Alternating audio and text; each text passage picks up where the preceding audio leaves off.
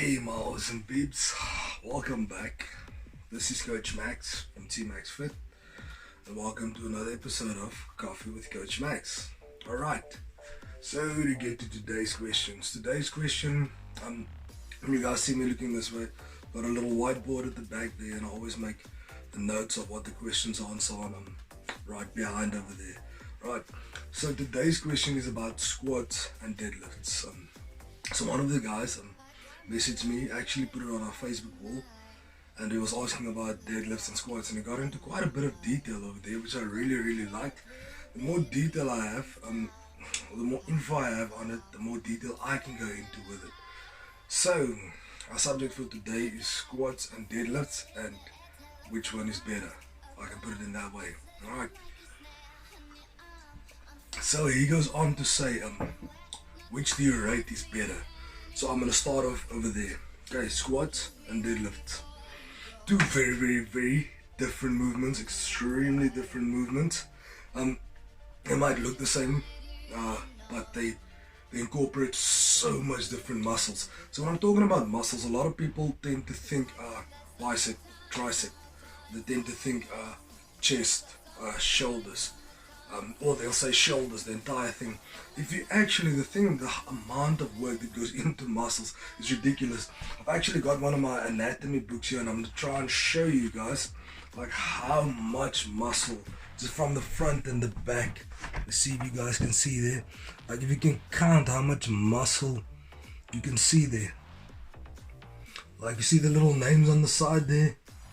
There's so much muscles that as a personal trainer or anybody wants to improve their body, this is all the muscles that work together. So a simple thing to think of, like a bicep. Bi stands for two, so it's two muscles there already. Triceps, there's three muscles there. Then there's smaller stability muscles, but we're not going to get too deep into that in this video.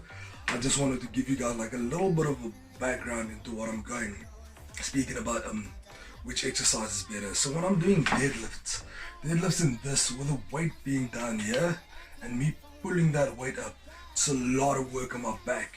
My lats have to pull together, my rhomboids have to pull together, my rear delts have to pull together. It's like a full body exercise, but my back is like the core of this movement.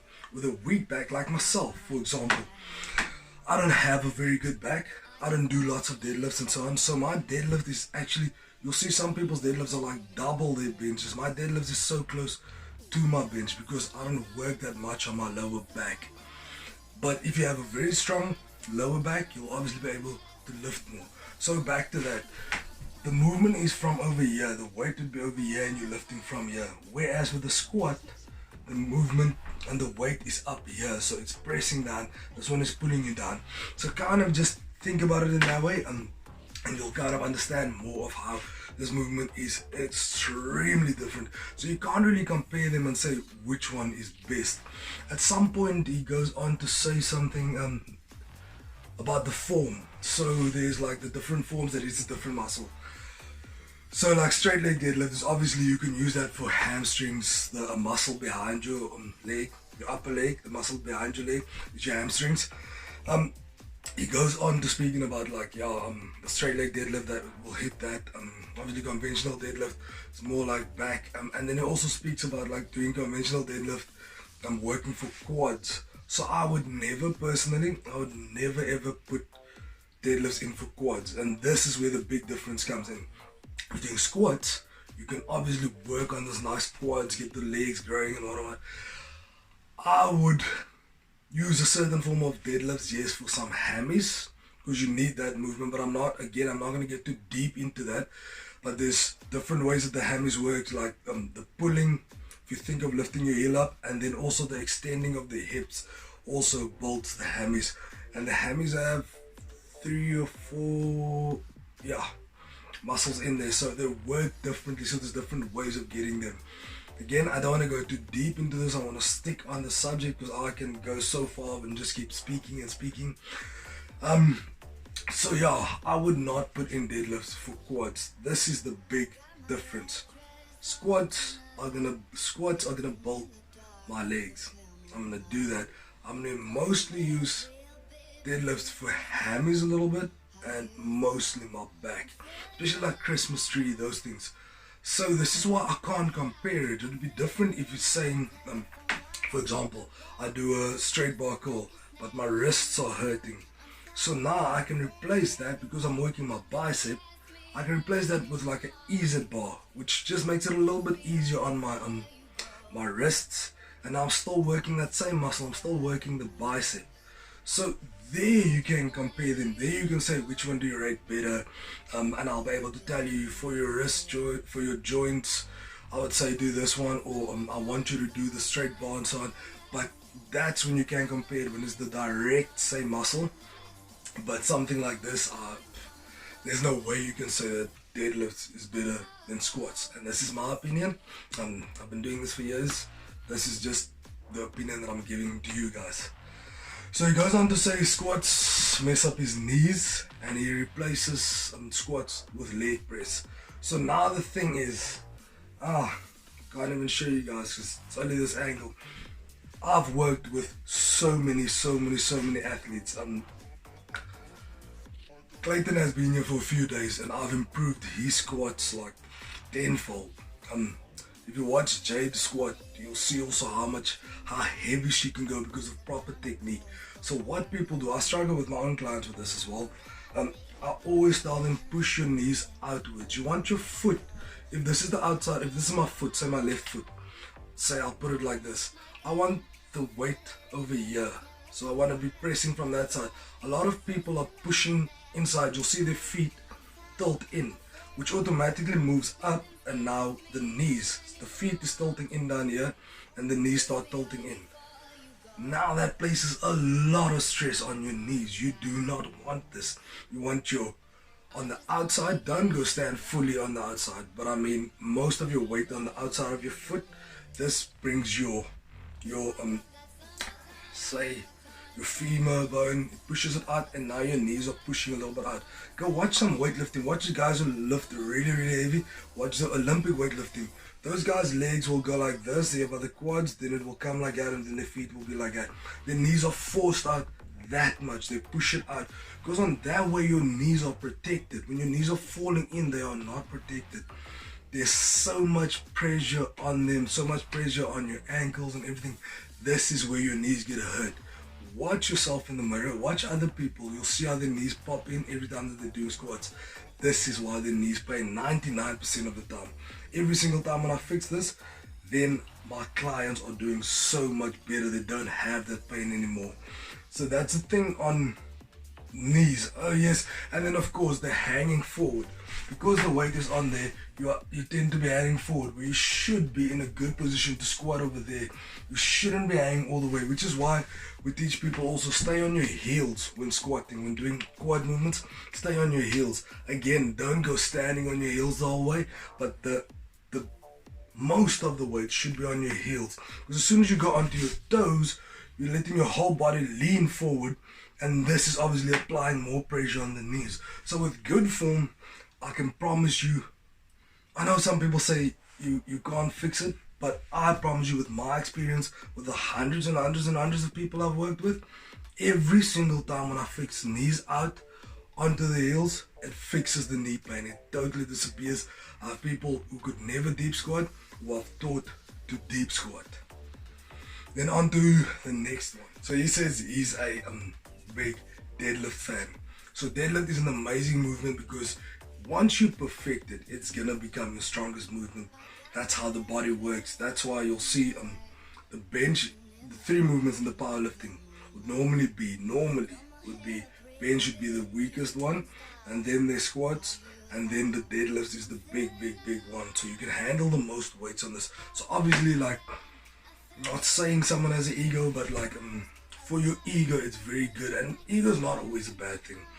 If you're lifting a heavy weight and it mentally puts you into that ego where, yes, let's get this beast mode, it's obviously gonna help you to then translate that mindset over to your next exercise.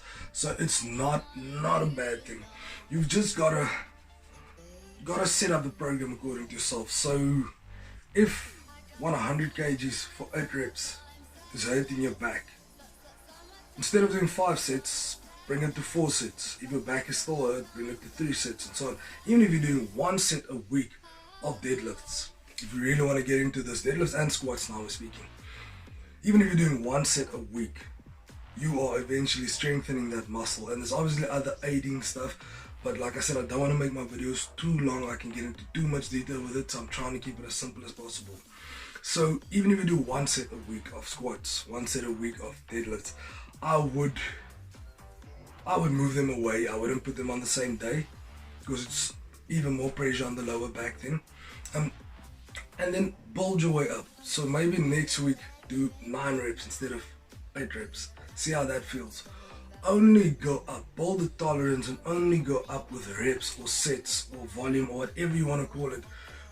Only go up once you are comfortable with what you're currently doing and your body is recovering to it, because it's all about the recovery at the end of the day. So work it out for how your program is, how your body is recovering, and get in both of those. That is my advice to you. Get in both of those.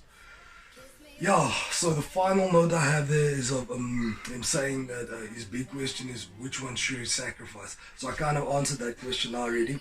Do not sacrifice any one of them. Squats is going to build really nice legs. It's going to build the power over there. It's going to build some power in your core. It's totally different to what deadlifts is. So like I said, do both. Start with 1 set if you need to. People are always in such a hurry to get to their goals. They want to be there tomorrow, whereas you have a whole life. If you go and you go lift 200 kgs today and you're not supposed to, it's going to take you out for the next 3 months. Now you skip 3 months of doing that. Instead, you could start today with 100 kgs, for example. Hypothetically speaking, you start with 100 kgs and you build your way over the next 3 months. Who knows, over the next 3 months you could actually get to that 200, and now you can actually safely continue to build on. But do this safely, with people knowing that you've got a background. With, like myself, I have a lot of rugby injuries. I have a bad back, but I squat, I deadlift, but I don't do it to the extent of my chest and my shoulders are super strong. I lift some heavy weights on them. I can train them, I can push them, because they conditioned in that way. They haven't gotten all those injuries of the others. My back is very bad, so I know, don't ego lift. I don't care what everybody else is saying. I don't care that I should be lifting 3 times my body weight and this and this and this. Stop that ego thing, forget about it. You are in gym to improve yourself. You're not there to improve them. You're not there to impress them. Forget about everybody else. Like I tell all my clients, I tell my athletes, when you walk in the gym, it's you versus you. Forget everybody else. Like, don't even worry. If you have to bench 10 kgs, bench 10 kgs. But that person who's speaking the whole time and chirping you, he'll probably be benching 60 next year as well, when you will be benching 100. So guys, yeah, going a little bit off it there. But yeah, end of the story is do both squats and deadlifts, but work it to the way that your body recovers. Alright, and then lastly, if you really are doing your squats and your deadlifts with very good form, your knees are out, your back is up, your chest is up, your shoulders are back, your lats are activated. If you're doing all of this and you're still experiencing pain, like I do, doesn't matter what form I use, I still experience pain. I do still do my deep squats very lightly with much less sets and reps, like I said to you. I do still do my full deadlifts, conventional deadlifts, sumo deadlifts, whatever. And same thing, my volume and stuff, everything is down. So work your way up slowly, like I said, still put in those, but we know that squats and deadlifts are one of the biggest movements, some of the most important movements. So what I would suggest you do is what I do. I do box squats. Box squats don't hurt, man. I don't go high reps. For some reason, like the endurance amounts, going to 20 reps, but back's more burning and more pain onto that muscle. I do about 3 reps just to get the strength going on the squats and the deadlifts. So then, yeah, I do box squats and I do rack pulls. this just protects my back so much more. So if you really are struggling, then I would suggest you also do this. Box squats are amazing, rack pulls are amazing, and then supplement them with the full movements, but go a lot lighter. Use your box squats and your rack pulls as your heavy movements. Hope that helps. Have a lovely one. I'll see you next time on Coffee with Coach Max. Cheers.